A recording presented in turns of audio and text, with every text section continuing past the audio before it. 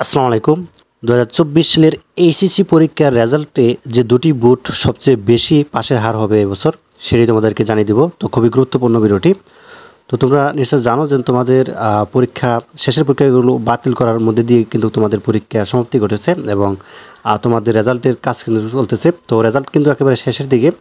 তো অনেকেই জিজ্ঞাসা করো যে রেজাল্টটি কবে দেব। তো তোমাদের হচ্ছে যখন বাতিল ঘোষণা করা হয় এরপর থেকে তোমাদের 60 দিনের মধ্যেই কিন্তু রেজাল্টটি আসলে দিয়ে দেওয়া হবে, ঠিক আছে।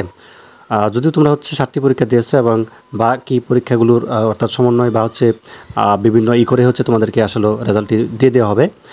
তো যা হোক, এখন বিষয়টি হচ্ছে যে আসলে তোমাদের রেজাল্ট অনেকেই আসলে কীরকম হচ্ছে এ ব্যাপারে যদি বলি, তো সবচেয়ে বেশি অর্থাৎ পাশের হার এবং GPA 5 একই সাথে হচ্ছে তোমাদের ঢাকা বোর্ড সবচেয়ে বেশি এগিয়ে থাকবে।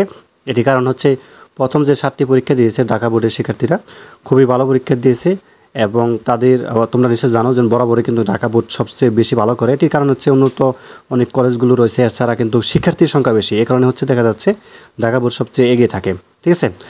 তো যাক, তারপরে আরেকটি বোর্ডের কথা বলতেছি, সেটি তোমরা ইতিমধ্যে দেখতে পাচ্ছ, সেটি হচ্ছে যে চট্টগ্রাম বোর্ডের কথা বলতেছি।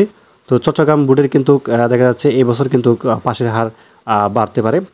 তো চট্টগ্রাম বোর্ডের শিক্ষার্থীরাও কিন্তু পরীক্ষা মোটামুটি ভালো দিয়েছে এবং প্রশ্নপত্র কিন্তু সহজ ছিল, অর্থাৎ যে 7টি পরীক্ষা দিয়েছে। তো যাই হোক, এর প্রেক্ষিতে বলতেছি। তো এই হচ্ছে বিষয়, এবং অন্যান্য বোর্ড যে খুব বেশি পিছিয়ে এরকম না। তো ধন্যবাদ সবাইকে।